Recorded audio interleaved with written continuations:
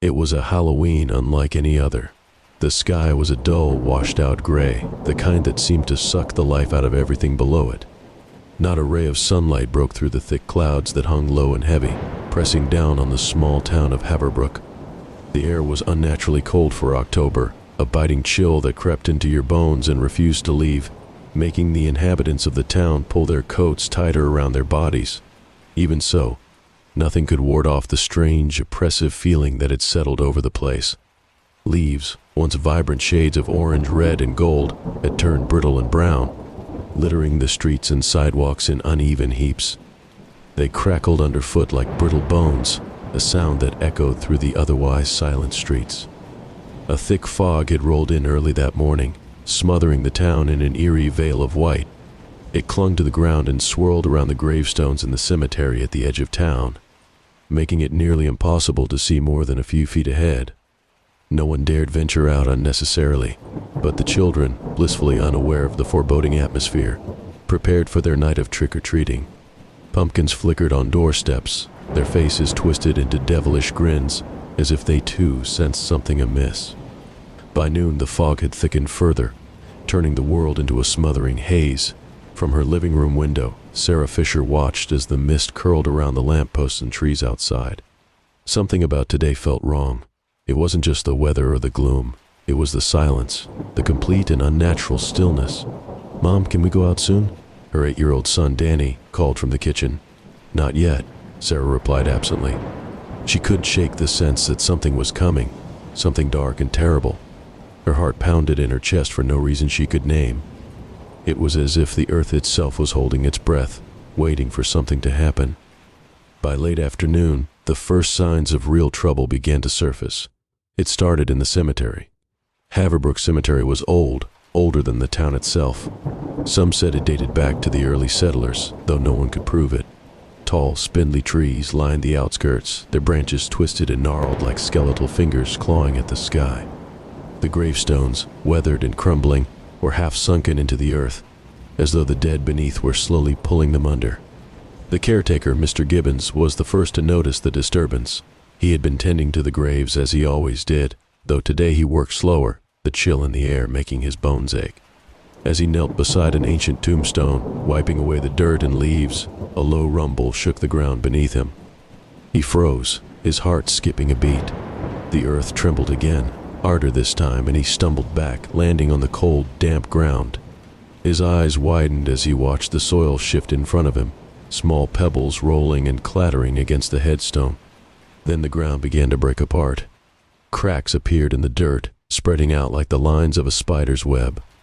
A pale, gnarled hand pushed its way through the soil, followed by another.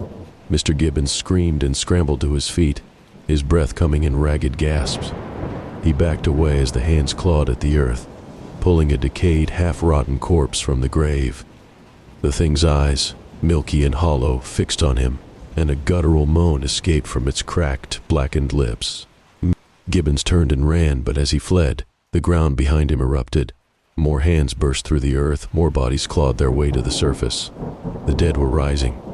By the time Sarah heard the first reports, it was already too late. People were screaming in the streets, abandoning their homes and cars as they fled in terror. The dead had risen from the cemetery and were shambling through the fog-covered town, their grotesque forms moving with an unnatural hunger. Sarah grabbed Danny and pulled him close, her heart pounding in her chest.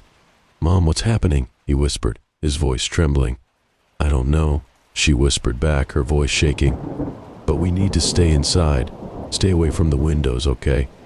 Just stay close to me." The power flickered, casting long, dark shadows across the room. The fog outside pressed against the windows like a living thing, thick and unrelenting. In the distance, she could hear the distant wail of sirens and the faint cries of those unlucky enough to be caught outside.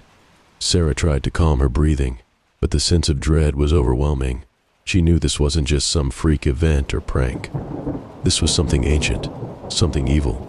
The fog swirled outside, and within it, shadows moved, slow, shuffling figures that didn't belong in this world anymore. Haverbrook descended into chaos as the dead moved through the town, unstoppable and relentless. They were not fast, but their numbers grew with every passing minute.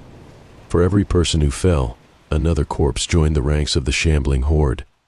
The streets were littered with overturned jack-o'-lanterns, their candles snuffed out, and candy spilled across the ground, forgotten in the panic. Houses stood dark and silent, the doors barred from within, but even that wasn't enough to keep the dead at bay. Windows shattered and doors splintered as the undead forced their way inside, drawn by the scent of the living. As the fog thickened, swallowing the town whole, Sarah clutched Danny tightly. The house was dark, the power long gone, and the sounds of the dead outside grew louder with each passing moment. She could hear the groans and the sickening shuffle of their feet as they moved closer. The night stretched on, an endless nightmare. Sarah had lost all track of time. The sound of breaking glass jolted her from her thoughts. She stood, grabbing Danny's hand and backing away toward the kitchen. The front window had been shattered, and a decayed, skeletal hand reached through the broken glass, followed by another. Sarah's heart raced as she looked around for something, anything, to defend them with. But the realization hit her like a punch to the gut. There was no escaping this.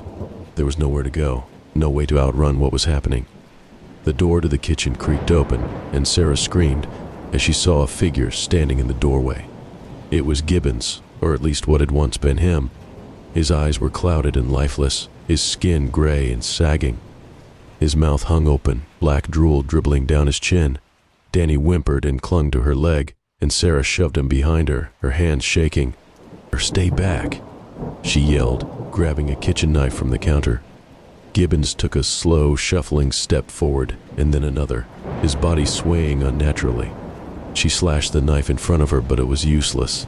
He lunged at her, his cold, decayed hands grabbing at her shoulders.